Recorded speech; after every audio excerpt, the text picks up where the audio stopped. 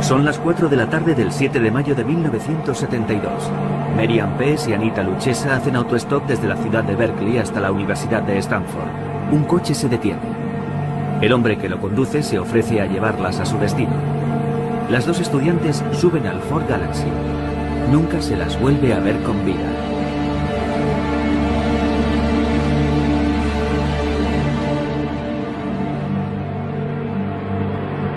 Más tarde, el 14 de septiembre del mismo año, una joven de 15 años llamada Aiko Koo desaparece en las mismas circunstancias mientras hace autostop para acudir a una clase de baile en San Francisco. Casi 4 meses después, el 8 de enero de 1973, Cynthia Schall desaparece en la carretera que conduce a la Universidad de California en Santa Cruz. Un mes más tarde, el 5 de febrero, en la misma carretera, Rosalind Thorpe y Alice Liu desaparecen. En un lapso de 6 meses, Edmund Kempa, el ogro de Santa Cruz, golpea 6 veces.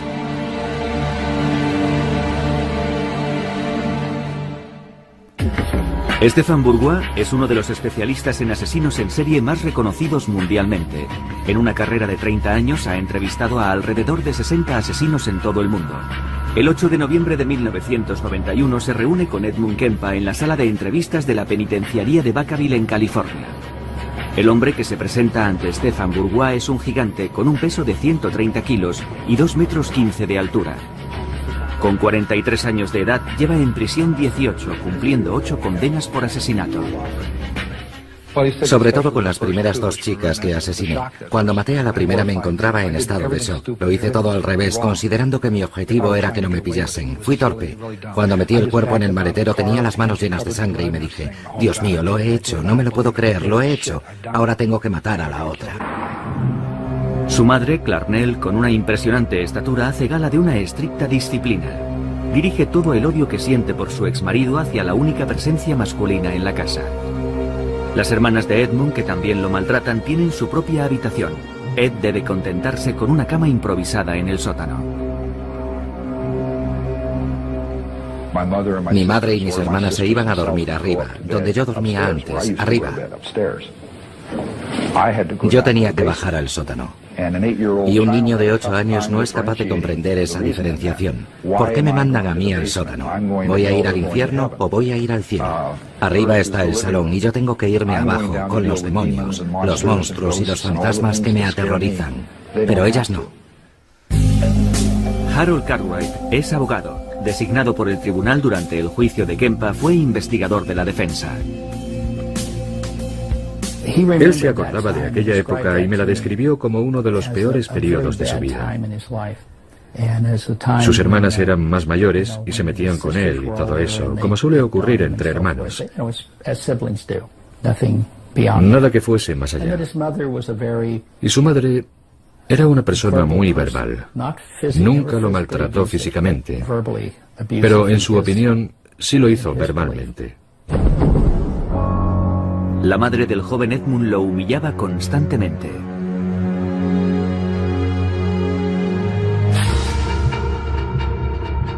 Es en esa época cuando tiene lugar un episodio en la infancia de Kempa que los especialistas analizarán más tarde.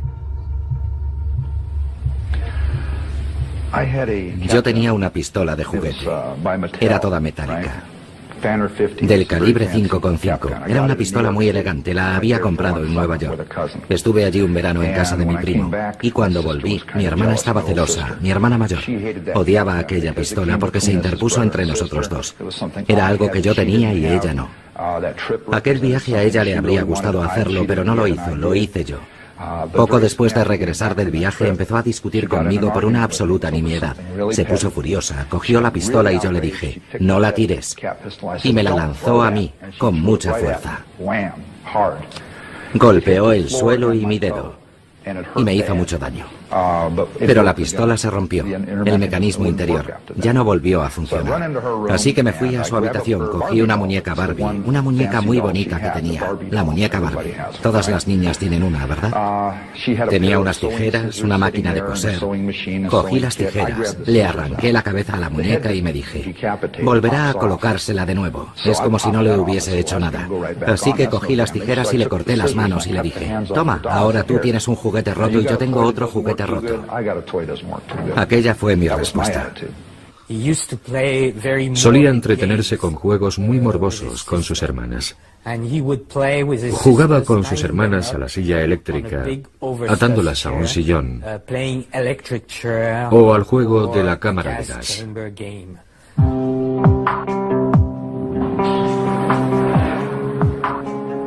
Pasan los meses y los años en Helena, y en la casa familiar el joven Edmund sueña con su padre ausente cuyo recuerdo le persigue.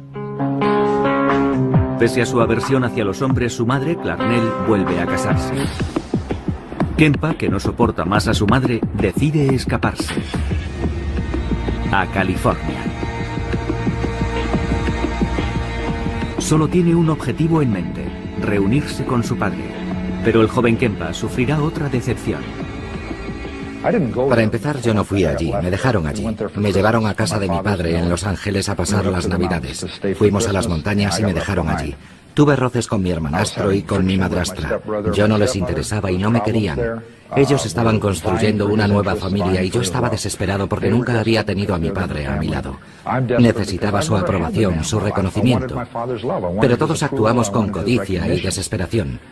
Nos peleábamos constantemente, había muchos roces y él no pudo soportarlo, así que se libró de mí. Yo pertenecía a su antigua familia, que había terminado en fracaso. Rechazado en todas partes, sus padres deciden dejarlo en manos de sus abuelos maternos, que viven en una apartada zona de California, en un lugar cerca del parque de Yosemite. Kempa y su padre viajan en coche hasta la localidad de North Fork.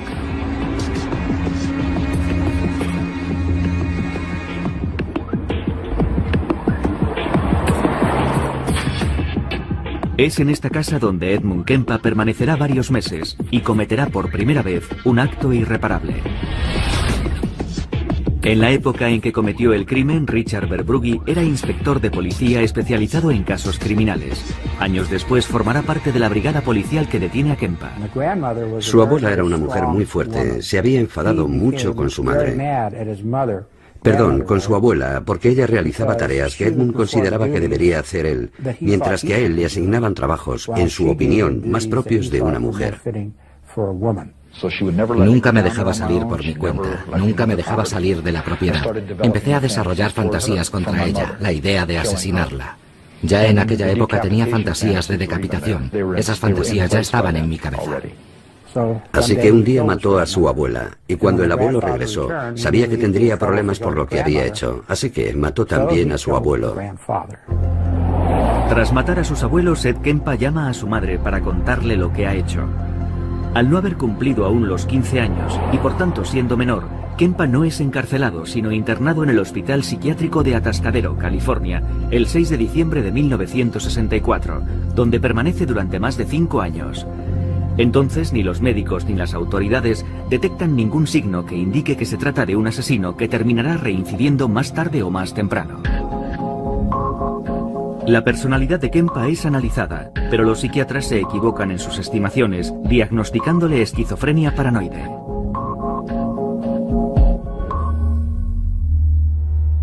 La costa opuesta de los Estados Unidos, Eustis, Florida, una ciudad situada al norte de Orlando. Es 25 de noviembre de 1996.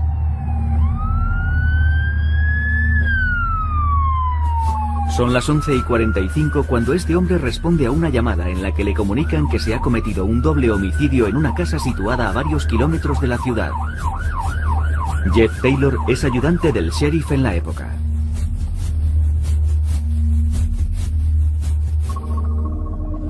Por la línea de comunicación de la oficina del sheriff, la línea 911, recibimos una llamada de emergencia, comunicándonos que una niña había encontrado a sus padres muertos en su vivienda.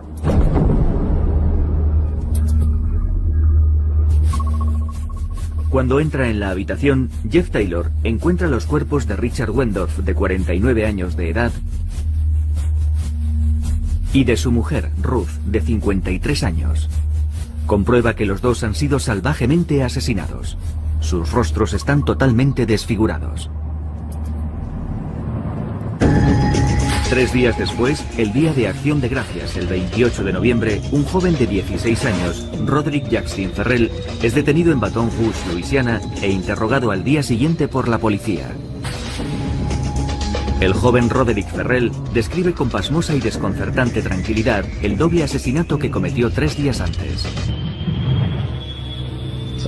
Tenía la palanca en la mano por si se abalanzaba sobre mí, golpearle con todas mis fuerzas. Y lo que ocurrió fue que dio media vuelta e intentó levantarse del sofá, así que empecé a golpearle. Y no paré porque seguía respirando, así que seguí golpeándolo, golpeándolo, golpeándolo y sintiendo placer mientras lo hacía.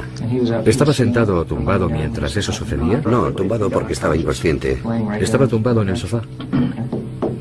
Se dio media vuelta y cuando intentó levantarse, ¡pum!, le golpeé en la sien. Le dejé seco. Y como estaba inconsciente, pensé, ahora o nunca, porque si se levanta me va a matar. Así que le golpeé hasta que murió y entonces... ¿Le golpeaste en algún otro lugar con la palanca o solo en la cabeza? Le golpeé una vez en el pecho porque no dejaba de respirar, así que le golpeé en el corazón. ¿En el corazón? Cogí la palanca y ¡pum! ¿Para acabar de una vez?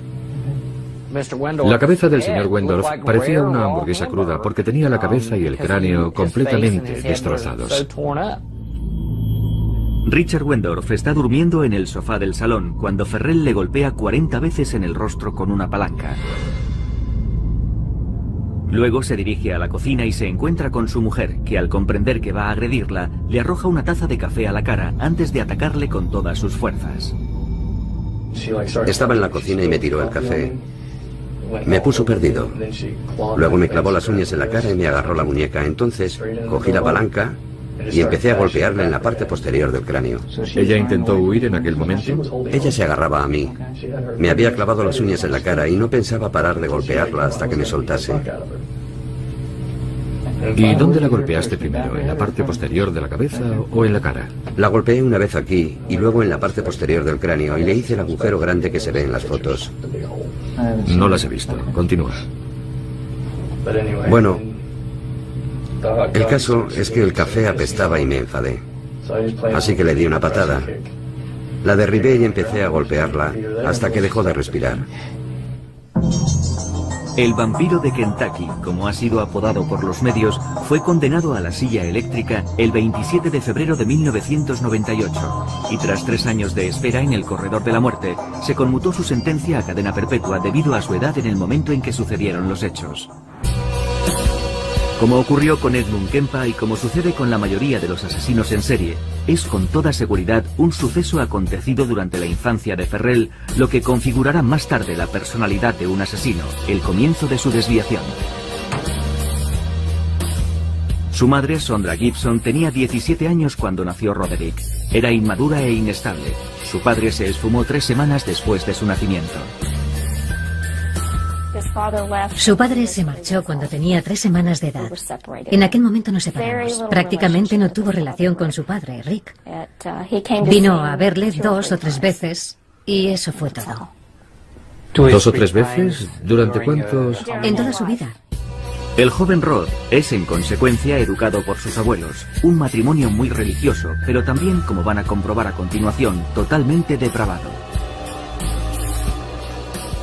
Habla usted de celebraciones de misas negras. ¿Puede hablarnos del nombre de ese grupo y de qué ocurría?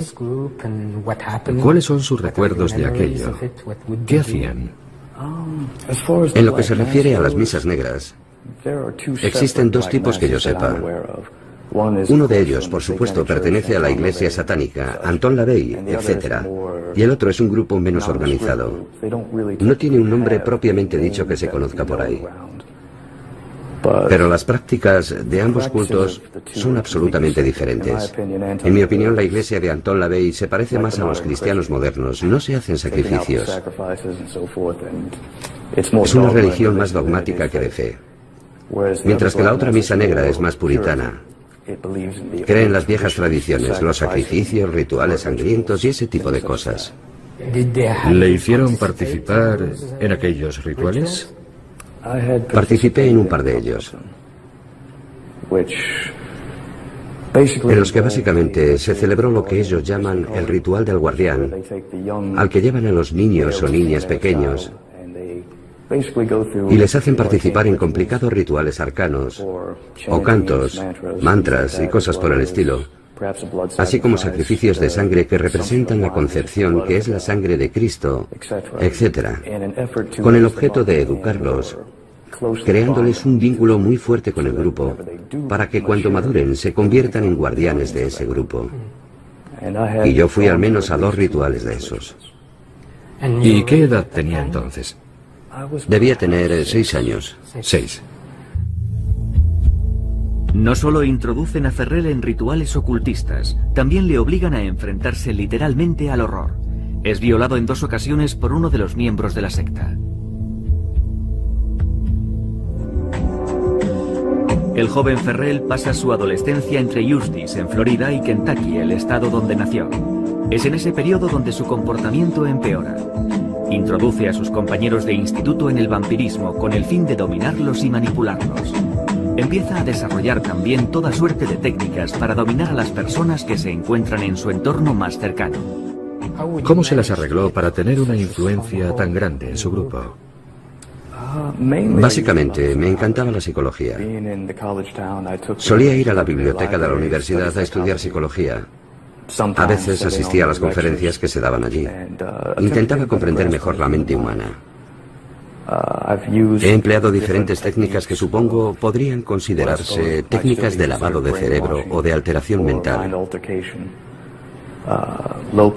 Dietas bajas en proteínas, mantras, depravaciones sensoriales, cosas así. Mi principal objetivo era penetrar en su psique de forma que me viesen como una deidad. Ya nada pudo detener a Ferrell en su búsqueda de la dominación y la violencia hasta el día en que decidió asesinar al matrimonio Wendorf. El doble homicidio que confesó sin recibir ninguna presión durante los 2 interrogatorios llevados a cabo después de su detención los negó 12 años después ante Stefan Bourgois. Yo realmente no recuerdo haber tenido intención de ir a matar a nadie entonces. Solo quería robarle su coche. Y lo que recuerdo actualmente de aquello, la verdad es que está todo bastante difuso en mi memoria, porque han pasado muchos años. Estaba drogado. Durante el juicio quedó demostrado que Roderick Ferrell no se encontraba bajo la influencia de ninguna droga en el momento en que se produjeron los hechos.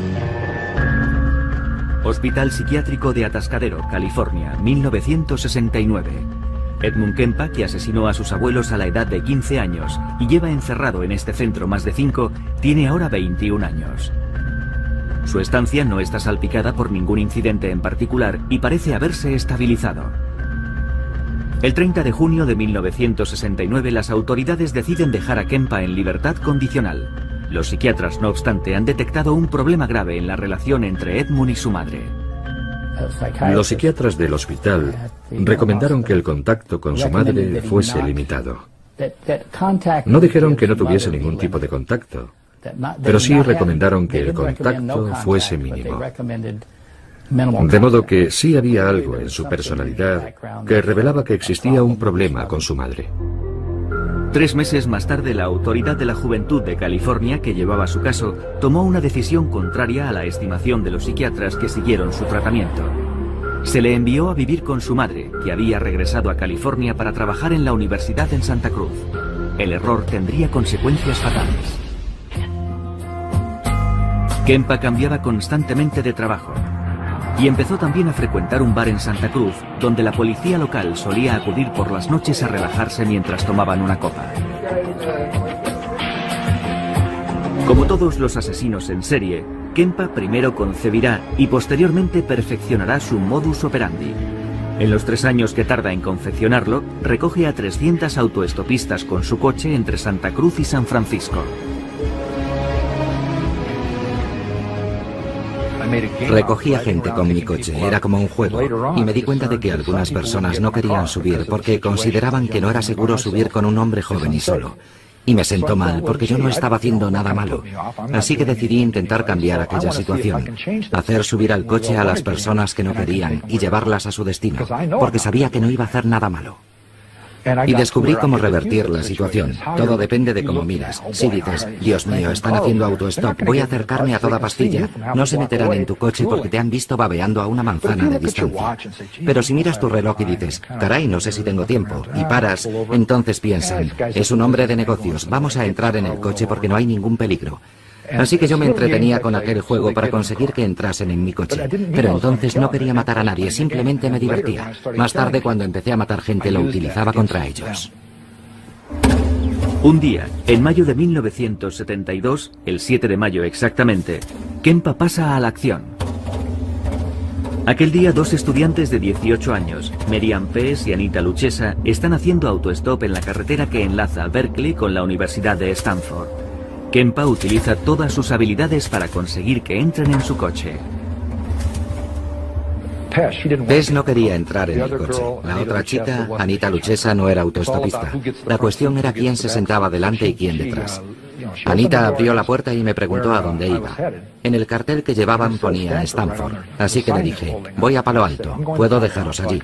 Oh, genial. Entra en el coche, coge sus cosas y levanta el asiento para que pase su amiga, que estaba mirándome seria, dudando de si entrar o no. Enseguida me di cuenta de que la chica tenía claro que no quería entrar. Un adulto solo, un coche coupé de 2 puertas, de modo que el único sitio por donde salir era pasando por encima del asiento delantero. Así que esas eran todas las señales de aviso para no entrar a un coche con un hombre. En fin. Pero cuando me acerqué a ella se me ocurrió el truco del reloj. ¿Tengo tiempo? Al hacer ese gesto la chica pensó, este tío es un calzonazos, es totalmente inofensivo. Y entró en el coche. Mickey Alufi es uno de los detectives de policía de Santa Cruz que más tarde detendrán a Kempa. Cuando cogía a las autoestopistas, montaban en el coche por la puerta del pasajero y él les decía, creo que la puerta está mal cerrada.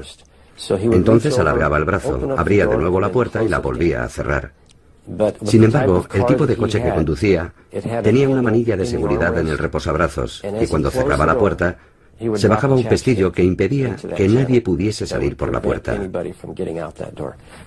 Ya no se podía manipular la manilla. Y cuando eso ocurría, me dijo, ya no tenían escapatoria. Kempa mató a las 2 estudiantes a puñaladas antes de decapitarlas y deshacerse de los cadáveres, que enterró en las colinas que dominan Santa Cruz, no sin antes violar sus cuerpos.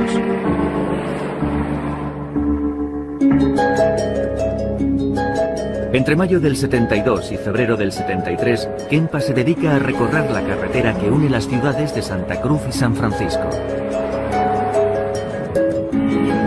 Mata a 4 estudiantes más utilizando el mismo modus operandi. Las recoge mientras hacen autostop, las decapita después de asesinarlas y viola sus cuerpos. Seguidamente las descuartiza y dispersa los restos con el propósito de despistar a la policía.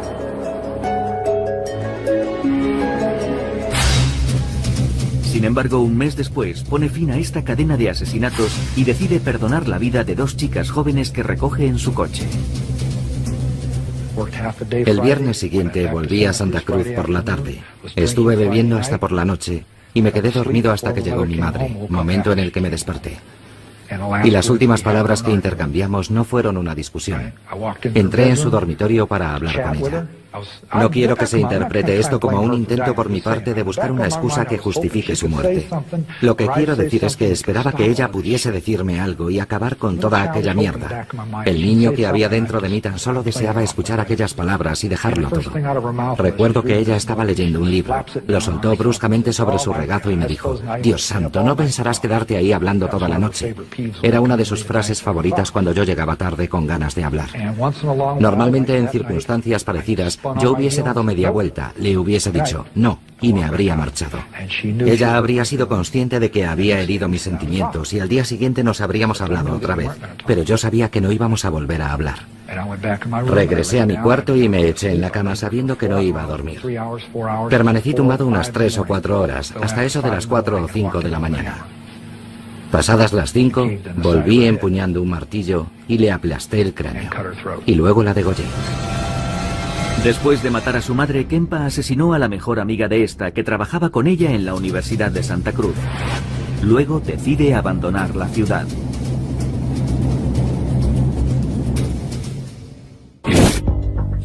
Es el peor asesino en serie al que he entrevistado. Te miraba a los ojos y sabías que quería matarte. Cuando sonreía, veías la muerte en sus ojos. Era una mezcla, una horrible mezcolanza de todo tipo de desviaciones. Era cruel e inhumano, un personaje frío y calculador.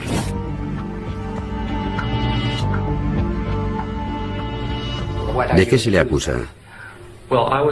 Me acusan de haber matado a 34 mujeres. Pero nadie ha sido capaz de reunir esos 34 nombres, ni la justicia ni nadie más. Es una acusación falsa. ¿Y de qué le han reconocido culpable? Me han reconocido culpable de la muerte de 2 personas en Fort Pierce, aunque nadie me ha visto nunca en la escena del crimen. Jamás se ha establecido el menor vínculo entre las víctimas y yo, salvo el testimonio de la madre de una de ellas. Gerard Seifa fue condenado a cadena perpetua en 1973 por el asesinato de 2 mujeres jóvenes. Más adelante la policía le atribuirá 34 víctimas en total, pero se calcula que podría haber matado entre 80 y 110 personas.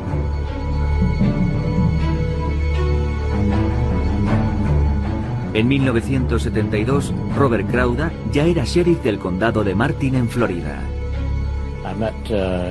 Conocí a Gerard Seifa cuando se presentó como candidato al puesto de ayudante del sheriff. En ese momento era agente de policía en Wilton Manor, Florida, en el condado de Broward. Y buscaba el puesto de ayudante del sheriff en otro condado. En aquella época tenía un aspecto completamente normal, más bien sanote. Cuando hablaba con la gente, se mostraba muy simpático. Incluso poseía un cierto carisma. Sin embargo, pronto nos dimos cuenta de que tras esa fachada se ocultaba algo bien distinto. Seifa se mudó a una casa situada a pocos kilómetros de la oficina del sheriff. Parecía la persona idónea para ocupar el puesto de ayudante del sheriff. Pero justo a los 28 días, Seifa cometió un grave error y fue desenmascarado por su superior. Era un sábado por la mañana y yo estaba cortando el césped. Sonó el teléfono, mi mujer me llamó y fui a cogerlo. Era Seifa. Me dijo, vas a ponerte muy furioso conmigo, he hecho una solemne estupidez. Y yo le respondí, cuéntame qué ha pasado. Me dijo, ayer mientras estaba trabajando vi a 2 chicas, 2 adolescentes haciendo autostop.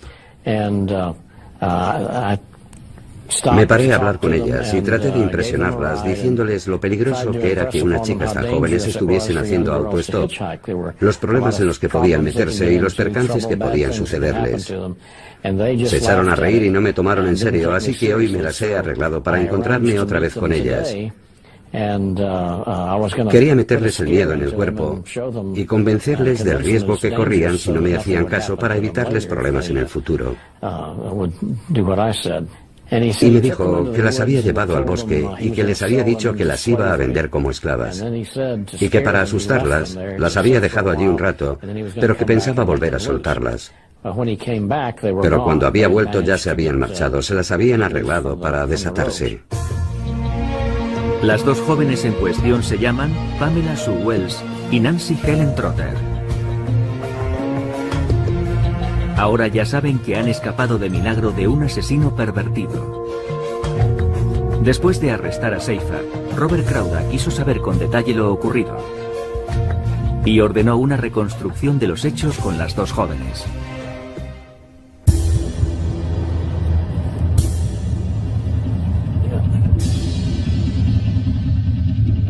Lo que descubre le deja completamente helado. Después de llevarlas a la espesura del bosque, a la salida del pueblo, Seifa decide amordazar a las 2 jóvenes antes de maniatarles las extremidades, ponerles una cuerda alrededor del cuello y finalmente atarlas a un árbol. Acto seguido, Seifa les comenta que se va, que tiene que hacer un recado, pero que volverá a acabar el trabajo. Les comunica que las va a matar, pero que antes las torturará. Sin embargo, durante su ausencia, las dos jóvenes consiguen soltarse y huir. Las dos jóvenes me contaron poco más o menos la misma versión que me había contado Seifa. Le habían visto el día anterior y volvieron a coincidir con él al día siguiente, pero luego me dijeron que las había pellizcado en el culo y que les había tocado otras partes. Ya no recuerdo con exactitud todo lo que me describieron, y que empezaron a sentirse aterrorizadas cuando las ató al árbol y las dejó allí colgadas. Seifa es entonces detenido por su superior. A renglón seguido aparece un nuevo elemento que servirá para desenmascararlo definitivamente. Casi al mismo tiempo se descubren dos cuerpos en los alrededores de Vero Beach, en Fort Pierce para ser exactos. Robert Stone es el fiscal en el proceso que se abre contra Seifa en octubre de 1973.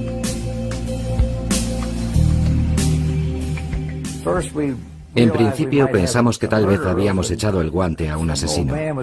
Pero entonces ocurrió que un señor mayor que andaba por el bosque recogiendo latas de hojalata, latas de aluminio, encontró por casualidad unos huesos y pensó que podían ser humanos. La policía fue allí, peinó el lugar y encontró los restos de dos personas, dos seres humanos. Encontraron las calaveras y dientes esparcidos. Casi al mismo tiempo, la madre de una chica cuya desaparición se había denunciado en septiembre del 72, se presentó en las oficinas del condado, en el departamento de tráfico, con un número de matrícula que había anotado, intentando averiguar a quién pertenecía. Y resultó que era la de Gerard Seifa, que ya estaba en prisión. Se procede entonces al registro del apartamento de Seifa y lo que los policías encuentran acaba de convencerles de su culpabilidad. Conservaba recuerdos de todas sus víctimas. Encontramos una caja llena de joyas y efectos personales de diferentes jóvenes desaparecidas en el condado de Broward, situado un poco más al sur. Entonces pensamos que probablemente había matado también a esas personas. Durante el registro, aparte de las joyas pertenecientes a sus víctimas, la policía halló fotos que el asesino había hecho antes y después de cometer los asesinatos. Al igual que en el caso de Pamela Wells y Nancy Trotter, Seifa utiliza el mismo modus operandi al secuestrar a Susan Place y a Georgia Jessup. Se lleva a la fuerza a las dos jóvenes hasta el bosque, cerca de las marismas que bordean el océano. Escoge un claro situado en el centro de las marismas, a unos cientos de metros de la carretera y al abrigo de cualquier posible testigo. Y allí las maniata y las ata a unos árboles. Las obligaba a beber alcohol y cuando ya estaban ebrias las fotografiaba. Sentía placer aterrorizándolas. Las suspendía del cabo de una cuerda y las hacía sufrir. Hacía todo lo que podía para humillarlas. Y después de matarlas, violaba sus cuerpos hasta que ya no podía más, porque empezaban a descomponerse. Y entonces las descuartizaba, masturbándose sobre sus restos. Durante el juicio, Seifa evita la pena de muerte, que en aquel entonces había sido suspendida en Florida, y es condenado a cadena perpetua. Más adelante, cuando ya está entre rejas, la justicia establecerá oficialmente su relación con otros 32 asesinatos cometidos en la región, gracias a las pruebas encontradas en su casa.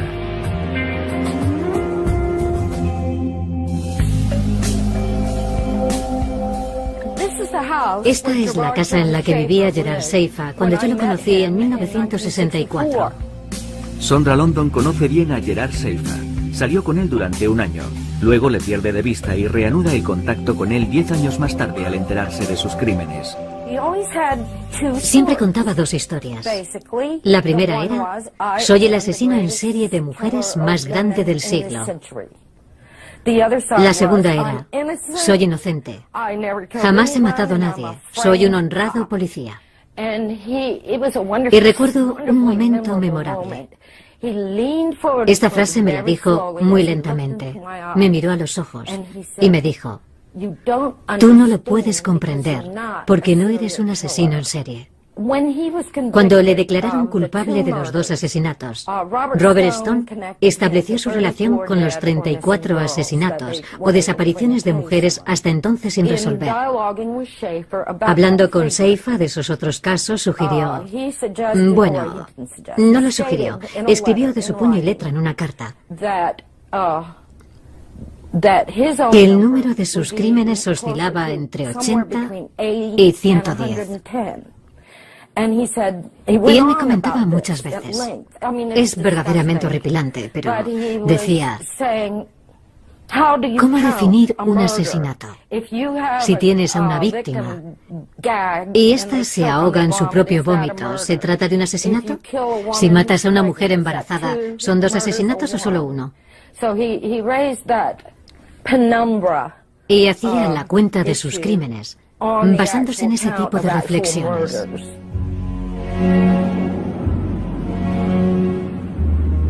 En los años 60, Seifa vive con sus padres en la estación balnearia de Fort Lauderdale, en Florida. Desciende de una familia católica muy practicante. Siendo niño, Seifa empieza a detestar a su padre, que ha comenzado a serle infiel a su esposa, mientras que él mantiene una relación íntima con su madre. Se le permitía dormir en la cama de su madre, o mejor dicho, durmió en la cama de su madre hasta los 16 años. Cuando Stefan Bourgois le conoce en noviembre de 1991, Gerard Seifa lleva en la cárcel 18 años. Jamás ha confesado oficialmente sus crímenes. Desvelando a veces anécdotas sobre algunas de las desapariciones de mujeres jóvenes, se divierte jugando al ratón y al gato con la justicia cuando intentan arrancarle una confesión. Stefan utiliza entonces un método sinuoso para hacer que hable. Cuando interrogo a Gerard Seifa y él continúa en su postura inamovible reclamando su inocencia, decido adoptar una nueva estrategia que consiste en hacerle hablar de los asesinos en serie que son sus vecinos de celda, y especialmente del más célebre de todos ellos, Ted Bundy, que espera ser ejecutado en el corredor de la muerte de Florida. De modo que le hago las preguntas seleccionando aquellos rituales personales y modos operativos de los crímenes de Ted Bundy, que yo sé que coinciden con los suyos propios. Y entonces podrán constatar cómo efectivamente Seifa, entre líneas, me confiesa sus crímenes. ¿Reproducía él invariablemente sus crímenes? Bueno, yo no diría invariablemente. Me dijo que había seguido mi caso en las revistas de detectives y que había matado a 2 chicas en Washington para copiar los métodos, por así decirlo, que yo había empleado en los crímenes de Place y Jessup.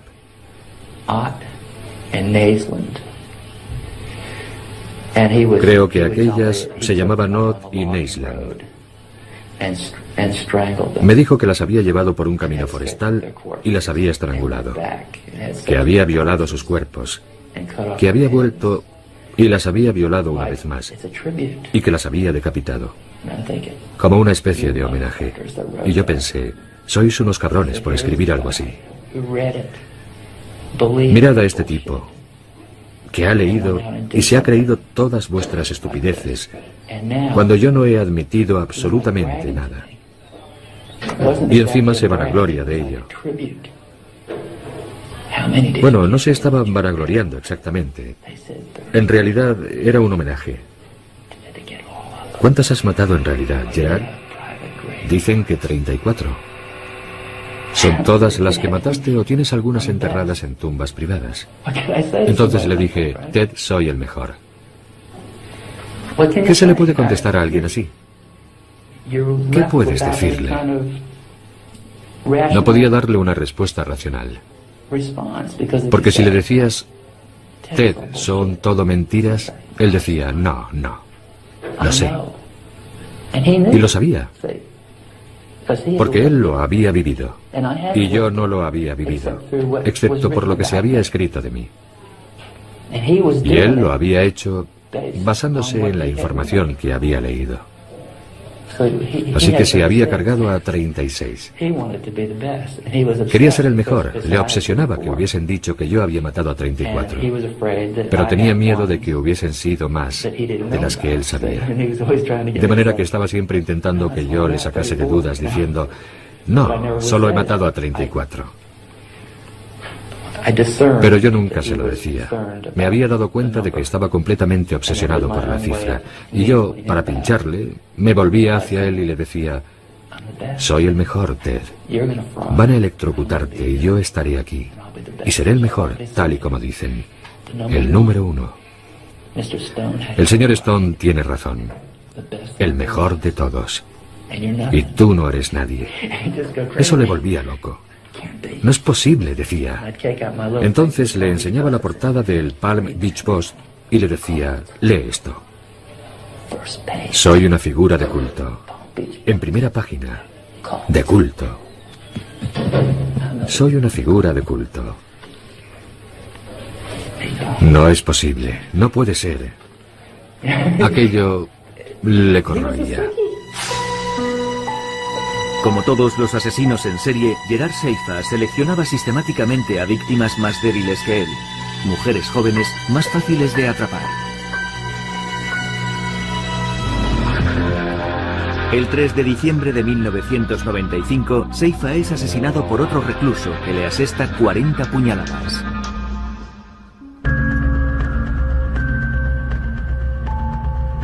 Estamos de nuevo en California, el fin de semana de Pascua de 1973. Edmund Kempa acaba de asesinar salvajemente a su madre y a una amiga de esta. Sintiéndose acorralado y asustado, Kempa decide emprender la huida. Sale de California y conduce día y noche tomando pastillas para mantenerse despierto.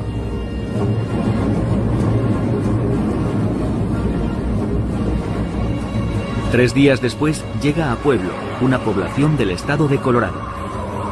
Agotado por el cansancio, detiene su coche en esta estación de servicio. Y caso rarísimo entre los asesinos en serie, decide entregarse. Intenta ponerse en contacto por teléfono con un conocido suyo de la policía de Santa Cruz para confesarle sus crímenes. Recibí la llamada hacia las 5 de la mañana. Me dijo que el señor Kempa había decidido entregarse y que llamaba desde una cabina situada en Pueblo, Colorado. Admitía haber matado a su madre y a otra mujer, además de todos los homicidios que estábamos investigando. Mickey Alufi y Richard Verbrugge viajan entonces a Pueblo para hacerse cargo de Kempa. Su declaración fue muy completa, muy pormenorizada. Lo confesó todo, se acordaba de todo. Sin embargo, no profundizamos demasiado en ese primer interrogatorio.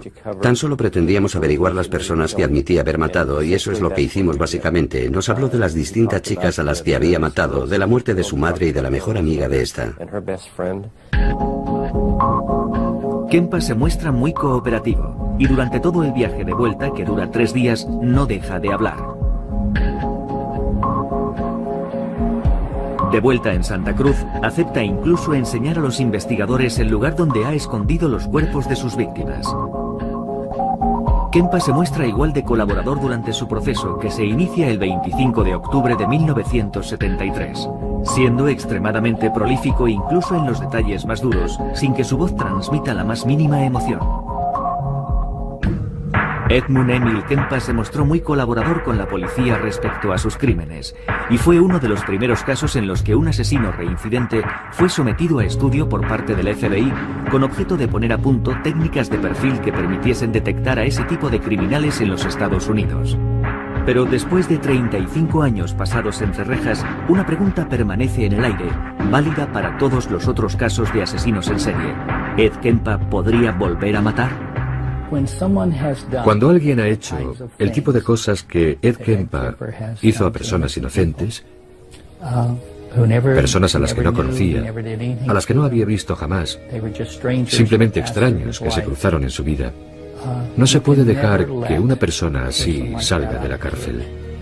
Porque no se puede en absoluto correr el riesgo de que lo que se produjo una vez pueda volver a suceder. Así que no. Yo no quiero volver a ver a Kempa en la sociedad pese a haber participado en su defensa. Un día, Se presentará ante la comisión de valoración y dirá: sí, pienso que estoy preparado para la libertad condicional. Yo rezo para que nadie se la conceda.